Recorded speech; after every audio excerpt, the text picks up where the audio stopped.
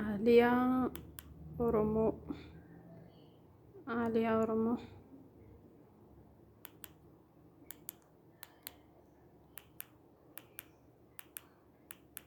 Oromoo. Okay.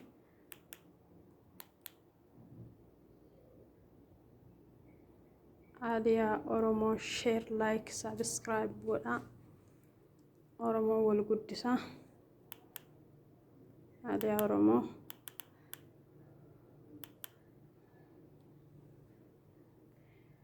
Bahliyaa kee manyaawe. Ilmaan Oromoo hundaa subscribe godha. Ilmaan Oromoo guddisa.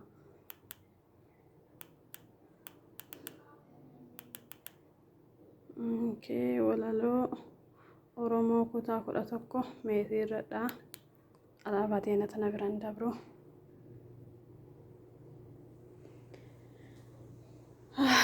Aliyyee hadhammoo boqonnaa qaba madaamiin bakka gannaa dhiiftee TV irra silaalamti. Oromiyaa tiyaa kutaa 11 bakka jirtu guutu gabbaayii falmadhu ilmaan waaqoo guutu gabrummaa giddaan buqqifnaa dadhabnu ilmaan itti guddifna jedheetiin dhaadatee abbaan keenya kalee diriirfadhee si daawwadha kaadha. jabaadhu falmadhu ilmaan bakar waa'ee sanyii elemoo qilxuu gabbaayii falmadhu sanyii abdiisaa aagaa goota baay'ee qabnaa gabbaayii falmadhu diiniin isaamuudhaaf asiifachi daaqaa. Oromoo saba koo kutaa 11 Oromiyaa guutu gabbaayii falmadhu hundee keetii gootaa wallo biyya dhiiraa. Jabaadha beektii koo jabaadhaan mana Oromoo hundi keessan warri YouTube irra jirtan jajjabaadha warri kuwwan share like subscribe godha.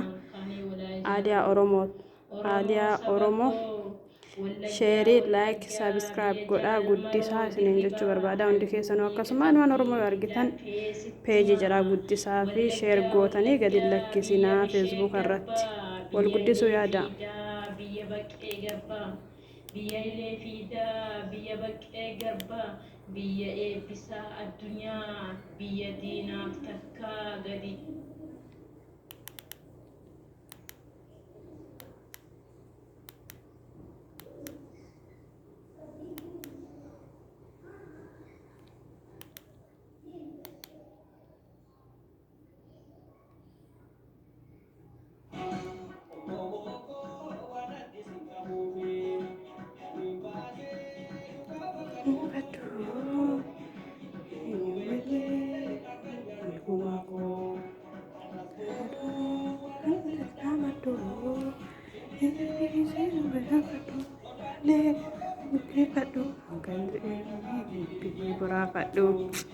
Jawweko, I love you so much, Habibi.